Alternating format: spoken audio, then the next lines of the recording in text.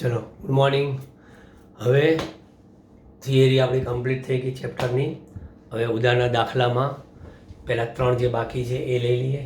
એમાં 1.11 જેમાં આકૃતિ આપેલી છે તમારે પાઠ્યપુસ્તકમાં, જે મેં જે PDF તમને આપેલી છે એમાં રકમ ધ્યાનથી જુઓ. રકમમાં તમને શું આપેલું છે એ મુજબની આ આકૃતિ છે. રકમમાં કીધું છે કે આકૃતિમાં વિદ્યુત ક્ષેત્રના ઘટકો આપેલા છે. વિદ્યુત ક્ષેત્રના ઘટકો એટલે EX કેટલા આપેલા છે? Alpha x⁻². આ x ઘટક આપેલો છે અને એનો y ઘટક અને z ઘટક બંને કેવા છે? 0 આપેલા છે. અહીંયા આગળ મને આલ્ફાની કિંમત આપી છે 800 ખરા, પણ કેટલા? ન્યૂટન પ્રતિ કુલમ ઇન્ટુ મીટર⁻². આ આલ્ફાની કિંમત આવી. તો ઘનમાંથી પસાર થતું ફ્લક્સ અને ઘનની અંદરના વિદ્યુતભારની ગણતરી કર. હવે આપણી પાસે ઘનમાં કુલ બાજુ કેટલી હોય? તો કે સ્પષ્ટ છે કે ઘનમાં કુલ બાજુ 6 હોય. હવે વિદ્યુત ક્ષેત્ર માત્ર કઈ દિશામાં છે? x. તો આકૃતિ પરથી સ્પષ્ટ છે કે આ જે બે છાयांકિત કરેલા સમતલ 1 અને સમતલ 2 એની સાથેનું જ ફ્લક્સ મળશે. બાકીના જે 6 સિવાયના મીન્સ કે બાકીના જે 4 સમતલો છે એ 4 સમતલો તો વિદ્યુત ક્ષેત્રને કેવા છે? લંબ. એટલે એની સાથે સંકળાયેલ ફ્લક્સ કેવું આવશે? 0 આવશે. બરાબર. એટલે હું અહીંયા પહેલા જ લખીશ કે અહીં ઘનના 6 સમતલો પૈકી કયા આકૃતિમાં દર્શાવેલ 1 અને 2 એટલે કૌંસમાં શું લખું? છાयांકિત કરેલા સમતલો સાથે સંકળાયેલ વિદ્યુતીય ફ્લક્સ મેળવી શકાશે અને બાકીના 4 સમતલો વિદ્યુત ક્ષેત્રને લંબ હોવાથી, જે તમને વિદ્યુત ક્ષેત્ર આપી છે ને એ વિદ્યુત ક્ષેત્રને લંબ હોવાથી તેમની સાથે સંકળાયેલ ચુંબકીય ફ્લક્સ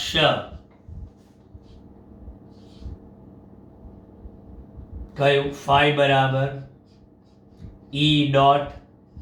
E.Δs બરાબર 0 થશે. ચલો, એટલે બેની ચિંતા કરવાની રહે. બરાબર. સૌથી પહેલા આપણે નંબર 1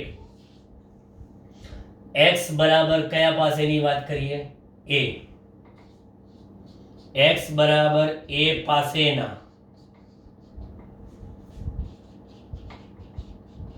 સમતલ 1 માટેની વાત કરો. x બરાબર a પાસેના સમતલ 1 માટે ફ્લક્સ ફાઈ કઈ સાઈડ છે? તો કે left hand side. Phi left hand side. વિદ્યુત ક્ષેત્ર પણ એની લેફ્ટ હેન્ડ સાઈડનો અને આ ડેલ્ટા એસ પણ લેફ્ટ હેન્ડ સાઈડનો. E.Δs. પણ તમે જો કે E.Δsl કર્યું તમે left hand side, left hand side, left hand side. બરાબર. અહીં સદિશ E L અને ડેલ્ટા SL કેવા છે? પરસ્પર વિરુદ્ધ દિશામાં. અર્થાત આપણે એમ કહીએ કે સદિશ EL બરાબર શું છે? તો કે EL બરાબર EL into XI caret, EL into XI caret, બરાબર, sorry EL into I caret, અને ડેલ્ટા SL સદિશ કયું? એ left hand side minus delta SL I caret. થઈ ગયા પરસ્પર વિરુદ્ધ. તો પછી ફાઈ લેફ્ટ હેન્ડ સાઈડ બરાબર minus EL delta SL, phi L બરાબર આલ્ફા બરાબર આપણે કેટલા લેવાના, સોરી આ x બરાબર કેટલા લેવાના છે? A પાસે છે, એટલે માઇનસ આલ્ફા x ની જગ્યા પર a રેઝ ટુ 1/2 અને ડેલ્ટા SL એટલે કેટલા? ડેલ્ટા SL એટલે આ સમતલનું ક્ષેત્રફળ કેટલું? a square. એટલે મને મળશે ફાઈ L બરાબર કેટલા? માઇનસ આલ્ફા ઇન્ટુ a 1/2 અને 2 એટલે કેટલા થશે? 5/2. આ થઈ ગયું સમીકરણ નંબર 1. x બરાબર a પાસેનું. હવે બીજી વસ્તુ કરો.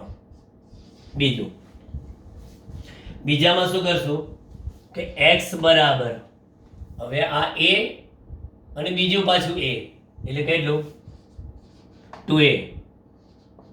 x બરાબર 2a પાસે, અને 2a પાસેના કયા સમતલ?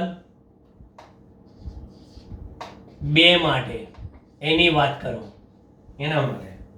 તો એ સમતલ કઈ સાઈડ છે? Right hand side. એનું E પણ આપણે રાઈટ હેન્ડ સાઈડનું, dot delta S right hand સાઈડના. હવે આમાં સમજવામાં બહુ ટાઈમ નથી બગાડતા. ER છે એ તો જમણી જ બાજુ છે, ER ઇન્ટુ કેટલા? I caret, dot delta SR પણ એ જ બાજુ છે, ડેલ્ટા SR ઇન્ટુ I કેરેટ, 5 બંને પ્લસ ER ડેલ્ટા SR. જોજો 5R ER રાઈટ હેન્ડ સાઈડના આલ્ફા x ની જગ્યા પર 2a રેઝ ટુ 1/2 અને ડેલ્ટા SR બરાબર એ તો a સ્ક્વેર જ થશે. એટલે ફરી પાછું 5R આલ્ફા 2 રેઝ ટુ 1/2 અને a રેઝ ટુ કેટલા? 5/2. આને કે સમીકરણ નંબર 2. અથવા તો હજી આપણે એક સ્ટેપ લખવું હોય તો 5 right hand side alpha √2 a raise to 5/2.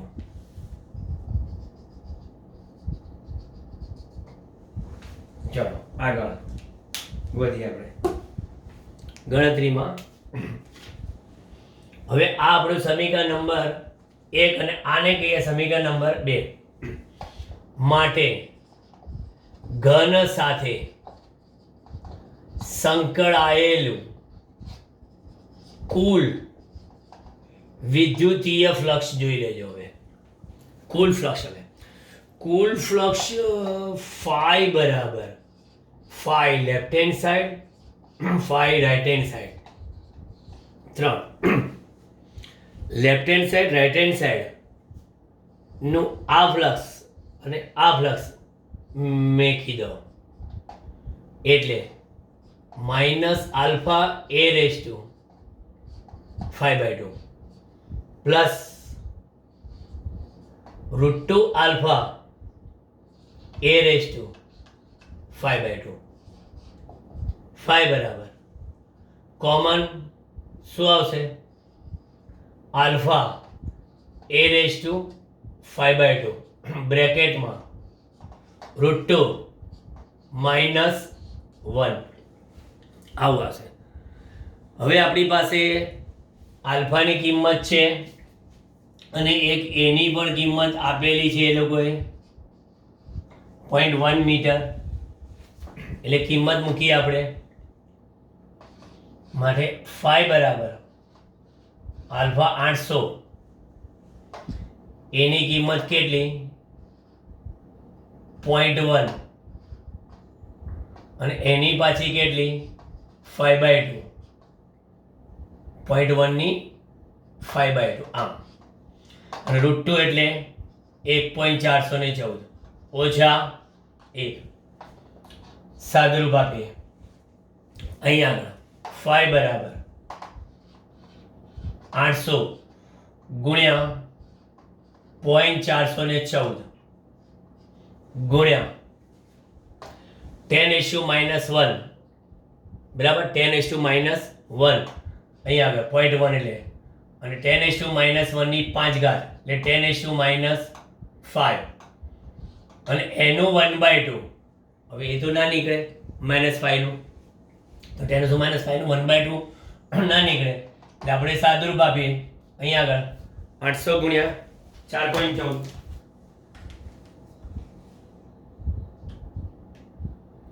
800 ગુણ્યા 800 ગુણ્યા 0.414 અહીં આગળ 331.2 ગુણ્યા આના 2 ભાગ 10⁻⁻1 અને 10⁻⁻1 જ મિનિટ હો. જો આ તો આપણે કર્યું ગુણાકાર, અને આનો ગુણાકારમાં આપણે -5 છે ને બેકી સંખ્યા લાવવા માટે 10⁻⁻6 અને 10 એની 1/2 ઘાત કરીએ એટલે 331.2 ગુણ્યા આ 10⁻⁻3 ગુણ્યા 10 નું વર્ગમૂળ 3.162 3.162. હવે 331 ગુણ્યા 3.162 એટલે 1046.6 ઇન્ટુ 10⁻⁻3 આ ફ્લક્સ મળ્યું આટલું.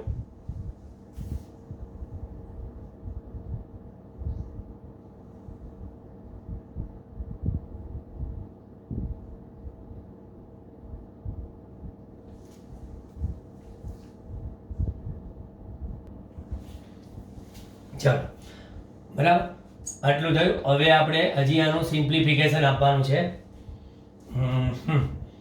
1 2 3 ને 3 1.0466 એટલે રાઉન્ડિંગમાં 1.05 એકમ એનો કયો ન્યૂટન પ્રતિ કુલમ ઇન્ટુ મીટર સ્ક્વેર.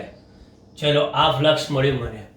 હવે એને બીજું પણ એક પૂછ્યું છે દાખલામાં આ બને હા કે આ આખી જે વસ્તુ થઈ એ આ એ ડિપાર્ટમેન્ટ થયો.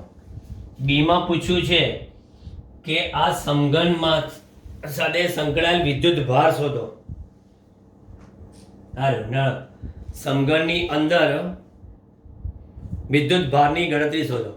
વિદ્યુત ભારની ગણતરીમાં ગાઉસના પ્રમેય મુજબ ફાઈ બરાબર ક્યુ ભાગ્યા એપ્સિલોન 0 એટલે વિદ્યુત ભાર ક્યુ બરાબર કેટલા 5 ઇન્ટુ એપ્સિલોન 0 એટલે ક્યુ બરાબર 5 ની કિંમત 1.05 ઇન્ટુ એપ્સિલોન 0 8.85 ગુણ્યા 10⁻12 ગણતરી 1.05 ગુણ્યા 8.85 9.29 ગુણ્યા 10⁻12 કુલમ, અથવા તો આને તમે પિકો કુલમ તરીકે પણ ઓળખી શકો.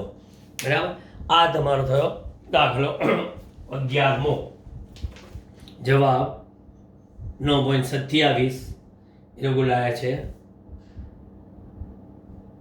ગુણ્યા 10⁻12 કુલમ. હવે 12મો દાખલો આપણે જોઈએ.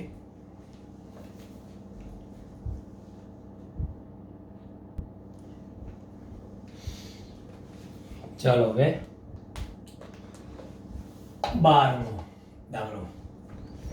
એમાં આકૃતિ છે. હવે એ આકૃતિ એક વિદ્યુત ક્ષેત્ર ધન x માટે રકમ જો ધન x દિશામાં અને સમાન છે, તેમજ ઋણ x માટે તેટલા જ મૂલ્યનું સમાન અને ઋણ x દિશામાં છે. x ઇઝ ગ્રેટર ધેન 0 માટે E બરાબર 200 I એટલે ધન x માટેનું 200 I ન્યૂટન પ્રતિ કુલમ અને લેસ ધેન 0 એટલે નેગેટિવ માટે E બરાબર 200 ન્યૂટન પ્રતિ કુલમ આપે છે. 20 સેન્ટીમીટર લંબાઈ અને 5 સેન્ટીમીટર ત્રિજ્યાના નળાકારનું કેન્દ્ર ઉગમ બિંદુ પર અને x દિશામાં છે.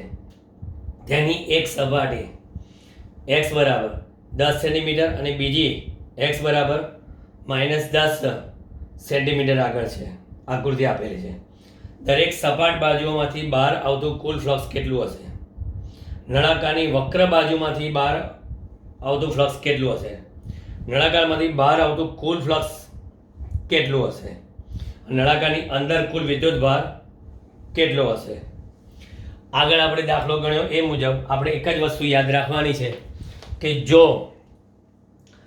આપેલ સપાટી કે સમતલ વિદ્યુત ક્ષેત્રને જો લંબરૂપે હશે, વિદ્યુત ક્ષેત્રને જો લંબરૂપે હશે તો પછી ફ્લક્સ કેવું થશે? શૂન્ય. કાં તો સમતલ ક્ષેત્રની દિશામાં હોય, કાં તો સમતલ ક્ષેત્રની વિરુદ્ધ હોય, કાં તો એ સમતલ કોઈ થીટા ખૂણો બનાવતો હોય બટ નોટ 90, તો જ આપણને ફ્લક્સ મળી શકશે. હવે અહીંયા આકૃતિ જે આપી છે બતાવું તમને. આ નળાકાર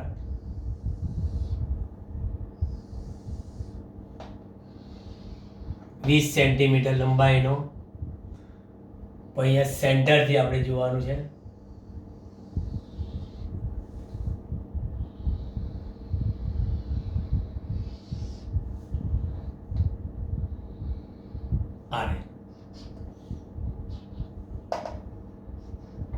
આ -x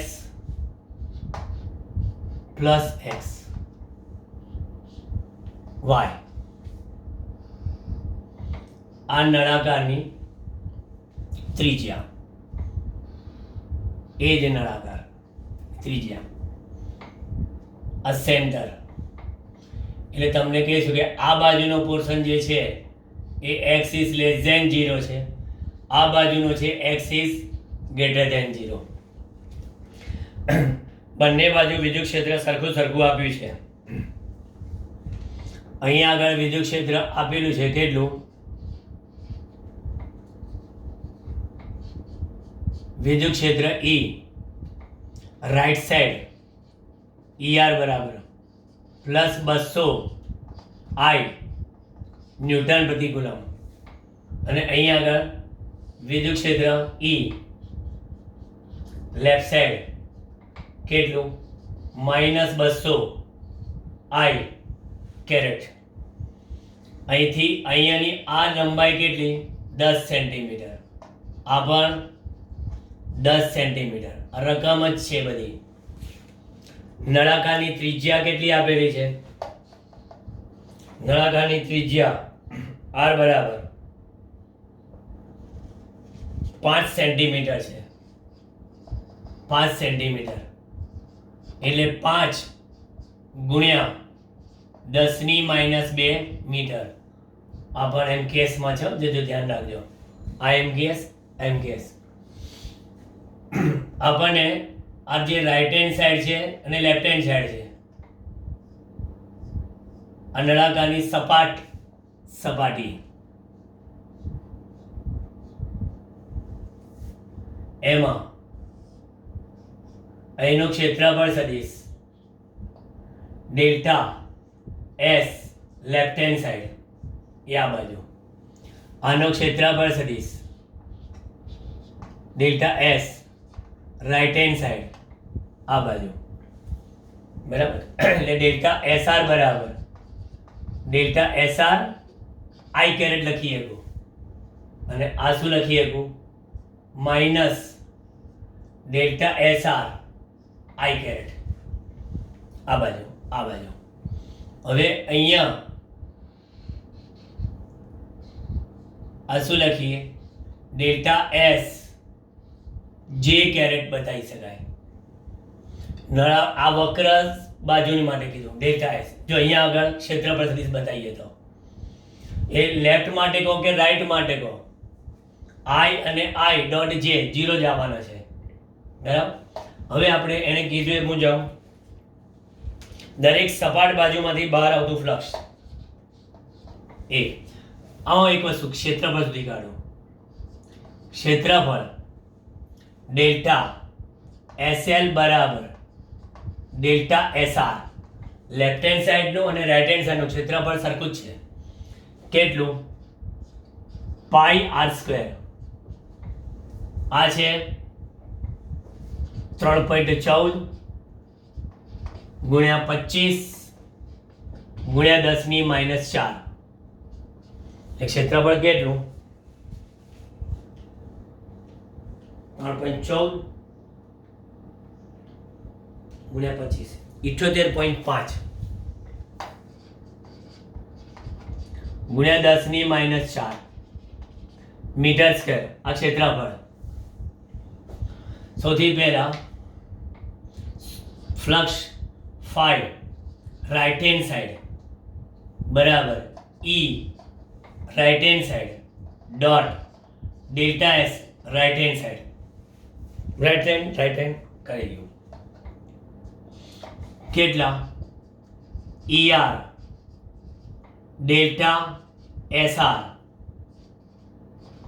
I dot I one જ છે, તો પછી ફાઈ આર બરાબર ઈઆર કેટલા મારી પાસે? 200.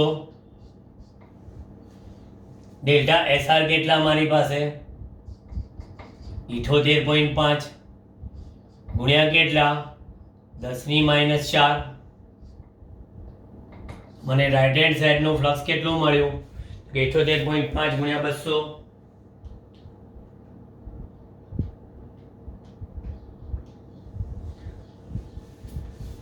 15700 ગુણ્યા 10⁻⁴. એટલે phi right hand side 1.57 newton પ્રતિ કુલમ મીટર સ્ક્વેર.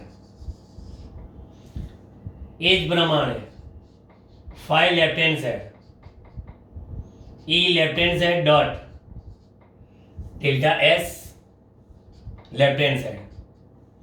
તો આ બંને ઈએલ એટલે કેટલા? અહીંયા minus EL I caret minus delta S I caret. અરે તો એ પ્લસ જ થયા. તો ફાઈ એલ બરાબર EL delta S SL. Phi L બરાબર ઈએલ 200 ડેલ્ટા એસએલ સેમ છે 78.5 ગુણ્યા 10⁻⁴. તો પછી મને ફાઈ એલ એ કેટલા મળ્યા? આટલા જ 1.57 ન્યૂટન પ્રતિ coulomb metre square. Right hand side left hand side બંનેમાં ઉદ્ભવતું ફ્લક્સ મળ્યું, બરાબર. અને વક્ર સપાટી બરાબર. આ બીજો પોર્શન એ શોધવાનો. વક્ર સપાટી માંથી બહાર આવતું ફ્લક્સ વક્ર સપાટીમાંથી બહાર આવતું flux phi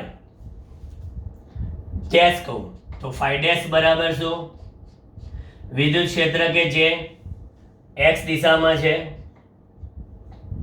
dot delta S સદિશ આપણી પાસે EX એ આઈ કેરેટ કે માઇનસ આઈ કેરેટ છે ડોટ ડેલ્ટા એસ જે કેરેટ કે -0 એટલે મને શું મળશે? 0 કારણ I ડોટ જે બરાબર 0 એટલે વક્ર સપાટીમાંથી બહાર આવતું ફ્લક્સ. હવે ત્રીજું નળાકારની વાત છે. નળાકારમાંથી બહાર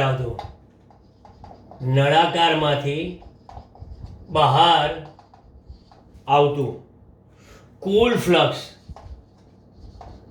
ફ્લક્સ જેને તમે ફાઈ કહો તો કે છે જો આપણે સ્ટાર્ટ કરીએ લેફ્ટ હેન્ડ સાઈડથી ફાઈ લેફ્ટ હેન્ડ સાઈડ વત્તા ફાઈ રાઈટ હેન્ડ સાઈડ વત્તા ફાઈ વક્ર પરનો એટલે ફાઈ બરાબર 1.57 ને 0 કેટલા આવશે? 1.57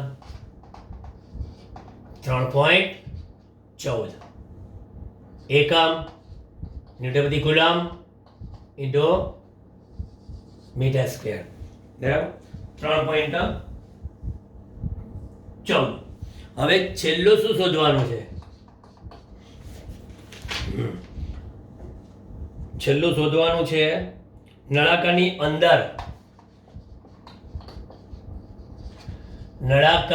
અંદર કુલ વિદ્યુત ભાર Q કેટલો? તો ગાઉસના પ્રમેય અનુસાર ફાઈ બરાબર Q બાય એપ્સિલોન 0 તો Q બરાબર ફાઈ ઇન્ટુ એપ્સિલોન 0 એટલે ગાઉસનું પ્રમેય કે છે બરાબર. તો પછી Q બરાબર 3.14 8.85 ગુણ્યા 10 ની -12 3.14 ગુણ્યા 8.85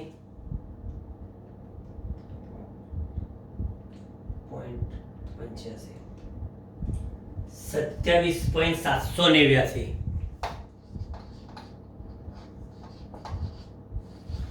27.789 ગુણ્યા 10 ની કેટલા 12 ઘાત કુલમ એપ્રોક્સ કરીએ 1 પોઈન્ટ આગળ જવા દઈએ 2.78 ગુણ્યા 10 ની -11 કુલમ. જો છે બંને દાખલા આમ એક સરખા જેવા જ છે બરાબર. ઉદાહરણના બંને દાખલા તમે જો એક સરખા જેવા જ છે એના.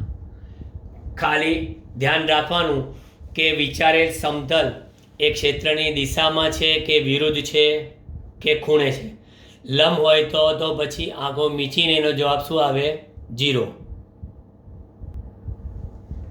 ચાલો હવે 1.13 દાખલો જોઈએ.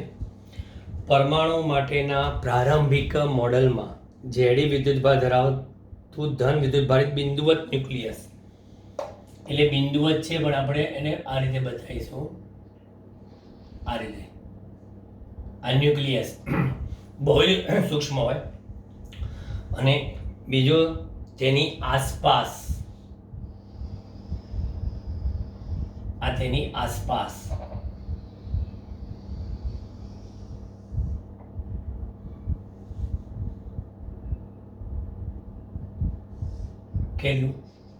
કેપિટલ R ત્રિજ્યા સુધી નિયમિત ઋણ વિદ્યુત ભાર વડે ઘેરાયેલું છે. નિયમિત ઋણ વિદ્યુત ભાર વડે ઘેરાયેલું છે આપણે એમાં શું બતાવીએ એટલે આ પોઝિટિવ તો આ બધા નિયમિત ઋણ વિદ્યુત ભાર વડે ઘેરાયેલું આ રીતે બતાવીએ છીએ.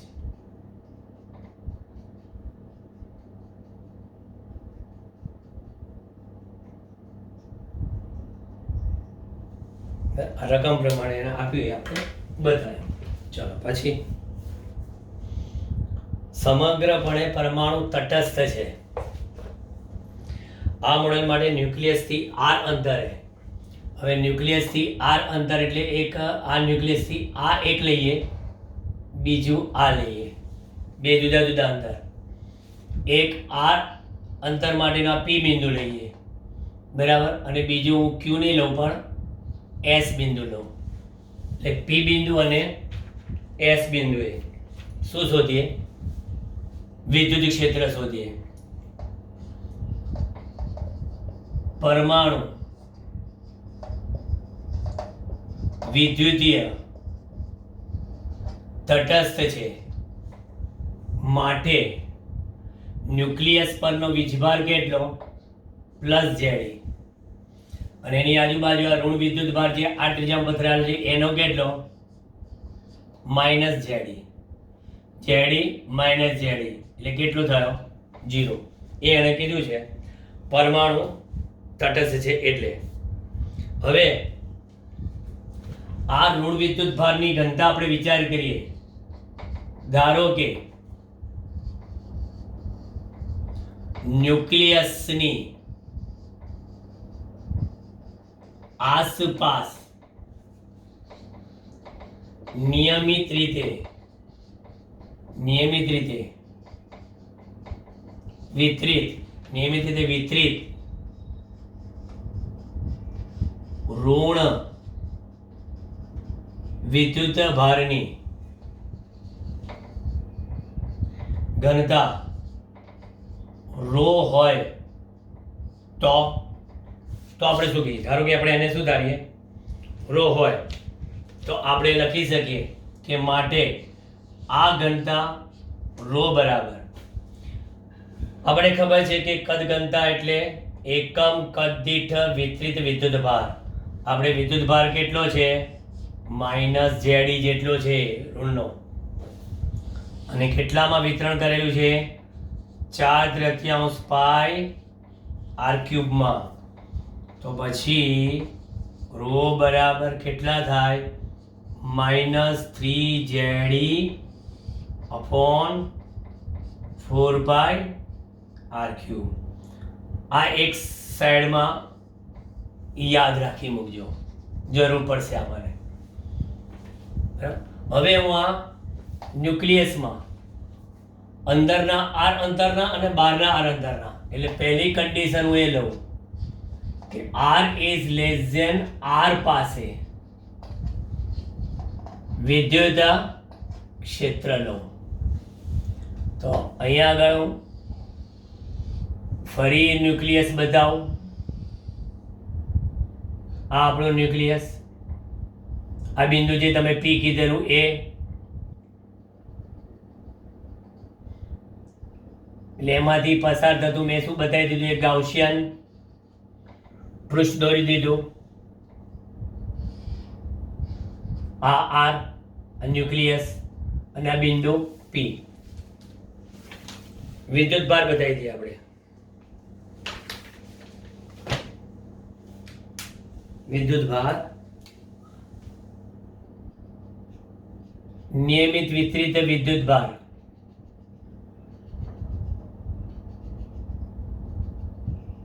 આ રીતે.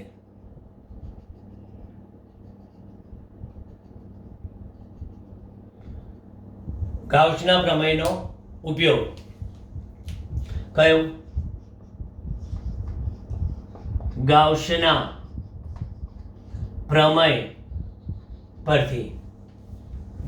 પ્રમેય પરથી આપણે વિદ્યુત ક્ષેત્ર શોધવું છે. તો ગાઉસના પ્રમેયનો ઉપયોગ કરશો તો શું આવશે? કે ફ્લક્સ ફાઈ બરાબર ઘેરાતો કુલ વિદ્યુત ભાર ભાગ્યા એપ્સિલોન 0. ઘેરાતો કુલ વિદ્યુત ભાર ભાગ્યા એપ્સિલોન 0. હવે અહીંયા આગળ ફાઈ બરાબર આપણને ખબર છે કે ઈ એટલે કે વિદ્યુત ક્ષેત્ર કયા બિંદુએ શોધવું છે? તો કે પી બિંદુએ. આપણે પી બિંદુ કીધું ને કે જે લેસ ધેન આર અંતર છે. પી બિંદુએ મળતું વિદ્યુત ક્ષેત્ર ઇન્ટુ ક્ષેત્રફળ કોનું? ગાઉસિયન પૃષ્ઠનું. હવે ગાઉસિયન પૃષ્ઠનું ક્ષેત્રફળ કેટલું? 4 પાઈ આર સ્ક્વેર. કારણ કે તમે ગાઉસિયન પૃષ્ઠ લીધું છે, એ કેટલી ત્રિજ્યા લીધું છે? r ત્રિજ્યા લીધું છે. તો 4πr² બરાબર સિગ્મા ક્યુ. સિગ્મા ક્યુ એટલે એના વડે ઘેરાતો કુલ વિદ્યુત ભાર. હવે એના વડે ઘેરાતો કુલ વિદ્યુત ભાર કેટલો? તો એક તો ન્યુક્લિયસ પરનો ઝેડી, ન્યુક્લિયસ પરનો ઝેડી વત્તા r ત્રિજ્યાના ગોળામાં વિતરિત વિદ્યુત ભાર. એટલે વિતરિત વિદ્યુત ભાર બરાબર શું? કદ ગુણ્યા ઘનતા. કદ કેટલું? 4/3 પાઈ r ક્યુબ ઇન્ટુ ઘનતા કઈ? રો ભાગ્યા એપ્સિલોન 0. એટલે મને અહીંયા આગળ પી બિંદુએ મળતું વિદ્યુત ક્ષેત્ર ગુણ્યા 4 પાઈ r² ઇન્ટુ એપ્સિલોન 0. અહીંયા આગળ ઝેડી વત્તા 4/3 પાઈ r ક્યુબ અને રોની કિંમત -3 ZD અપોન 4 પાઈ r ક્યુબ. કેલ્ક્યુલેશનમાં ધ્યાન આપજો. EP 4 પાઈ r² એપ્સિલોન 0. અહીંયા આગળ ZD કોમન કાઢીએ. ZD બ્રેકેટમાં અહીંયા આગળ 1, અહીંયા આગળ -4 પાઈ કેન્સલ, 3 કેન્સલ. એટલે અહીંયા આગળ r³ અપોન r³ આવશે. r³ upon r³. તો મને અહીંયા EP બરાબર મળશે શું? EP બરાબર ZD upon 4 pi epsilon 0. ZD upon 4 pi epsilon 0 1 upon r², 1 minus r³ by r³. આ 1 અપોન r² ને અંદર લઈ જઈએ તો EP બરાબર ZD upon 4 pi epsilon 0. 1 upon r² અંદર ગયા માઇનસ અહીંયા આગળ r અપોન r³. આવો જવાબ હોવો જોઈએ.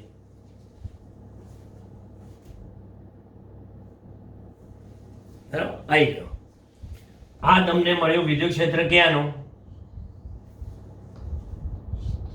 r is less than r માટે. r is less than r માટે ઇક્વલ ટુ r લઈએ તો પણ ચાલે. Less than n equal to r સુધી ચાલી જાય. બરાબર સપાટી સુધી લગભગ જવાબ r is less than n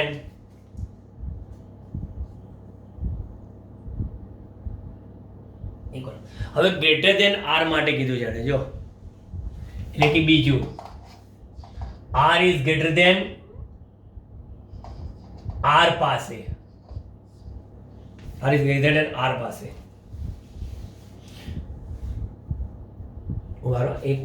equal to r માટે નહીં થાય, કારણ કે જો ઇક્વલ ટુ r લઈશું તો 1 અપોન r², 1 અપોન r² ઉડી ગયા. EP 0 થઈ જશે. ખાલી લેસ ધેન r માટે. બરાબર. Greater than n equal to r પાસે ES બરાબર 0 થશે. કારણ જો તમને કહું આ તમે લીધું બરાબર. હવે તમે ગાઉસિયન પૃષ્ઠ આ રીતે વિચારો.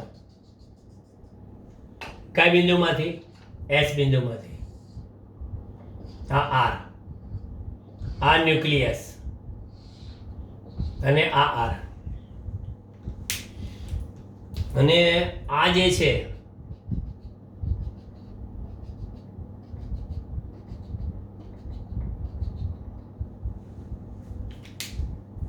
કેમ ES બરાબર 0?